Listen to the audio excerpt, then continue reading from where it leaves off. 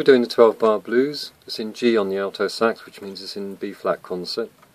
And this time I'm going to do the triad, the root, the third and the fifth, your fifth, C is the fourth and G is the first, the one.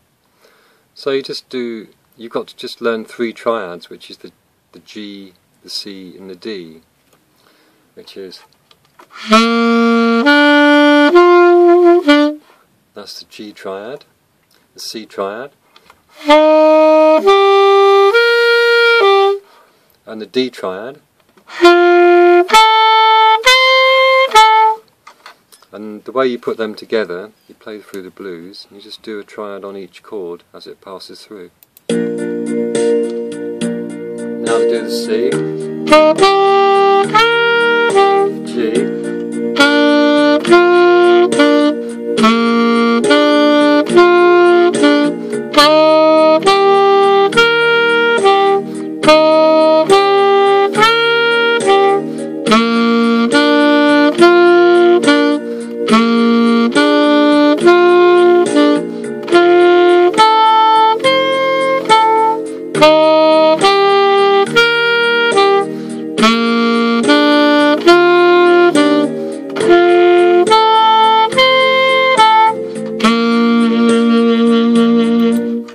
Okay, so that's basically, it's only practice, it's not, saying that that's a fantastic blues to play. What it's doing is combining, three triads into a structured chord sequence, the 12-bar blues. If you combine them have the sort of rhythm in your mind, instead of playing along with the backing track all the time, because you get to rely on backing tracks too much, they sort of carry you, it's like being led along by the hand. You've got to walk along on your own, so try doing the blues with those three triads and sort of interlocking them, finding the way they fit together, still keeping the blues 12-bar structure. Going through the 12 bars with the right number of beats on each bar, but don't think of it technically, just think of it like melodically. So basically start on the G, dun, dun, dun, dun.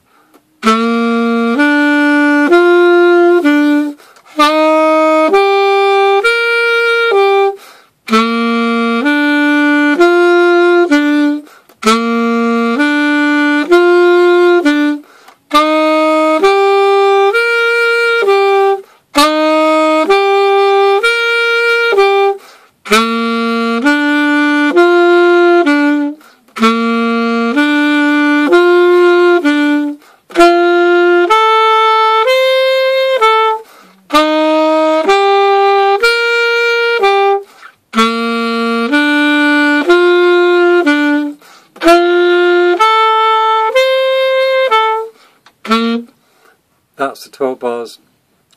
Too slow, it doesn't really sort of knit together like that. It's more like a sort of beginner's exercise. But if you wanted to knit it together, you try doing it a bit more like this.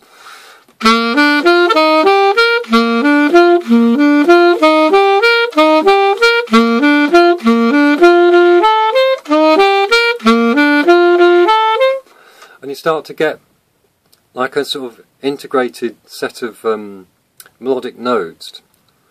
Right.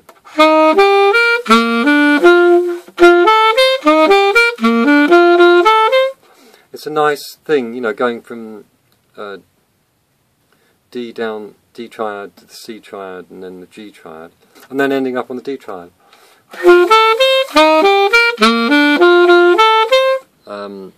But the thing is to increase the range of the triad, so it's not just the root, the third and the fifth, well it is those notes, but you're also playing like the arpeggio, which is the triad expanded up and down so that the root becomes kind of the middle note of what you're doing. In other words, G,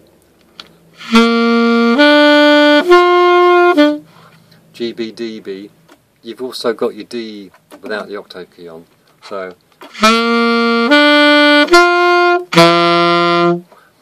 that's D, D at the end, but D the octave down. And so anytime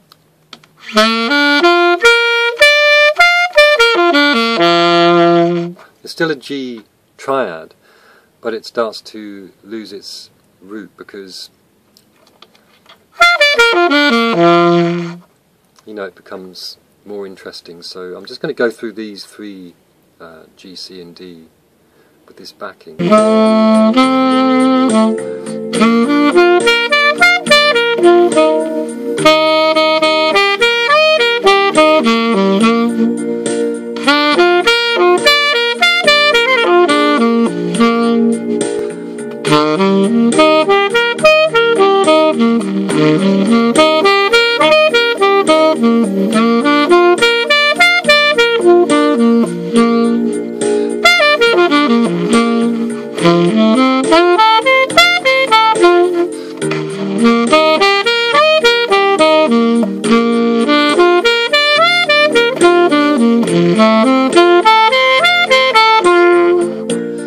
And so on, so you can see how it starts to become much more interesting and becomes much more musical. All you're doing is just adding the same notes of each triad, i.e. G, B, D on the G triad, and you're adding them up above and below. So you've got G, B, D.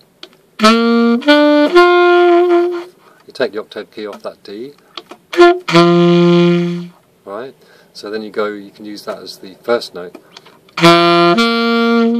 That's going D to G, because you've got G, B, D, so you've got any of those three notes to make the parts of that chord. Lacking focus, actually, there's a helicopter going over. It's gone now. Where is it? Ah, it's up there. Helicopter's up there. There's a cat. See, that's how it goes, isn't it? Cat come to see me. Attracted by the saxophone stopping playing. Does not want to come and see you until you stop playing the saxophone.